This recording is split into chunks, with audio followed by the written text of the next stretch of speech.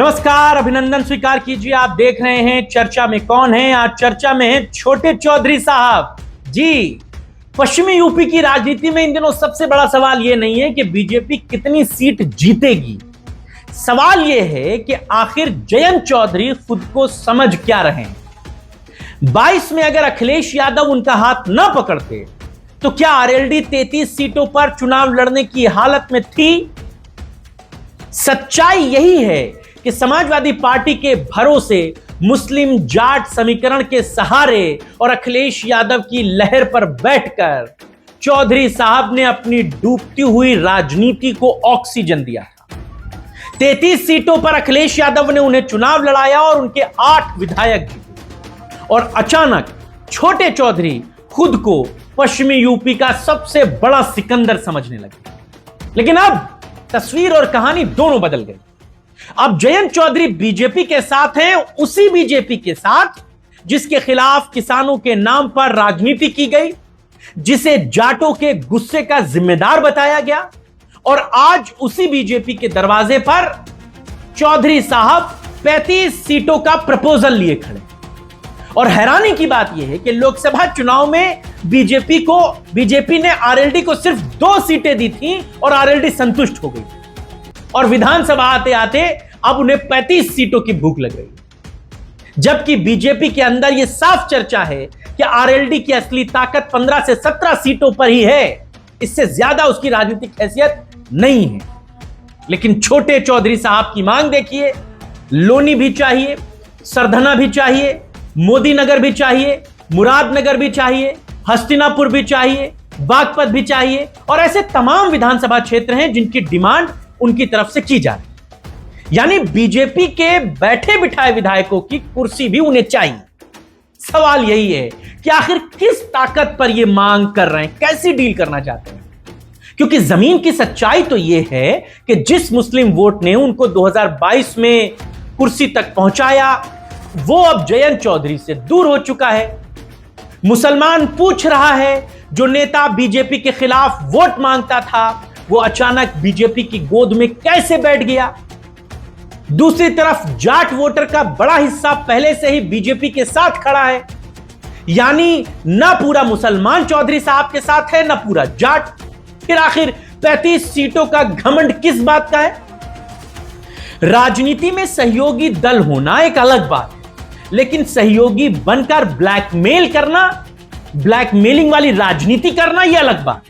और चौधरी साहब दूसरे वाले ही पैटर्न पर है। बीजेपी भी समझती है आरएलडी की जरूरत उसे पूरे पश्चिम में नहीं है, सिर्फ कुछ विधानसभाओं में, और इसीलिए बीजेपी अपने मजबूत विधायकों की बलि देने के बिल्कुल मूड में नहीं। जयंत चौधरी की राजनीतिक महत्वाकांक्षाएं पूरी करना बीजेपी के लिए एजेंडे में है ही नहीं।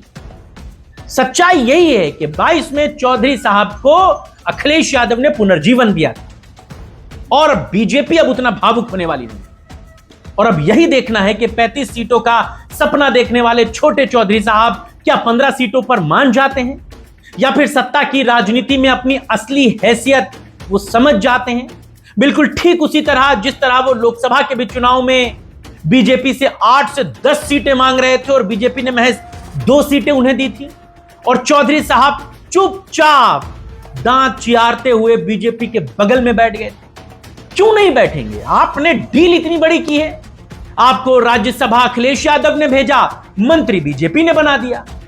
हालांकि उम्मीद तो चौधरी साहब को उत्तर प्रदेश के जो कैबिनेट का एक्सपेंशन था ना, जो विस्तार था, उसमें भी थी कि एक आध मुसलमान मंत्री को कैबिनेट में कहीं जगह मिल जाए, कम से कम पश्चिम में जाकर हम ये बात कह सकें कि भाई देखिए हम मुसलमान विधायकों को मंत्री बना लाए।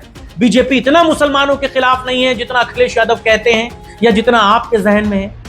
लेकिन न मोहब्बत मिली, न विसाले सनम। चौधरी साहब तो पैदल रह गए, कोई 1% उनको कैबिनेट में जगह छोड़िए उनके बारे में सोचा नहीं गया।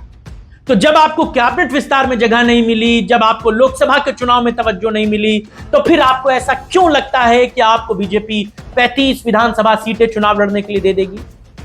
बीजेपी अखिलेश यादव नहीं है कि आपने कहा आपको 33 सीटों पर चुनाव लड़ा दिया, 8 विधायक आपके जिता दिए, आप वो चवन्नी थे जो मौके के साथ राजनीतिक लाभ के लिए पलट गए। फिर आप उसूल आदर्श की बात करते हैं। चौधरी साहब, चुनाव 27 का बड़ा मुश्किल हो चला है आपके लिए, और यह बात चौधरी साहब भी समझते हैं। उनके आगे कुआं है और पीछे खाई। अगर बीजेपी से 35 सीट की डील नहीं बनी तब क्या करेंगे चौधरी साहब, यह भी उनको पता है। अकेले राजनीतिक लड़ाई लड़ने की उनकी हैसियत नहीं। ये जो 7-8 विधायक हैं ना, ये भी नहीं बचेंगे। इसीलिए या तो वो बीजेपी के साथ जाएंगे, अगर बीजेपी के साथ डील नहीं बनी तो कोई, आप बहुत ताज्जुब मत कीजिएगा, वो अखिलेश यादव के बगल में रो धोकर, मन मनौवल करके, गलतियों का एहसास करके फिर खड़े हो जाएंगे। कोई ताज्जुब मत कीजिएगा, क्योंकि राजनीति में सब कुछ संभव है, सब कुछ संभव है। जब भाजपा और बसपा एक साथ मिलकर सरकार चला सकते हैं, जब अखिलेश यादव मायावती को शॉल उड़ा सकते हैं, तो यूपी में कुछ भी हो सकता है, कुछ भी हो सकता है। तो दोबारा अगर चौधरी साहब समाजवादी पार्टी के साथ आ जाए तो बहुत आप ताज्जुब मत कीजिएगा। लेकिन चौधरी साहब बड़ी मुश्किलों में हैं कि वो करें तो करें क्या, कहें तो कहें क्या। आप बताइए चौधरी साहब को क्या करना चाहिए। आपके राय और विचारों का इंतजार रहेगा। इस वीडियो को बनाने में मदद की हमारे सहयोगी सुशील कुमार ने। अभी के लिए फिलहाल बस इतना ही। नमस्कार।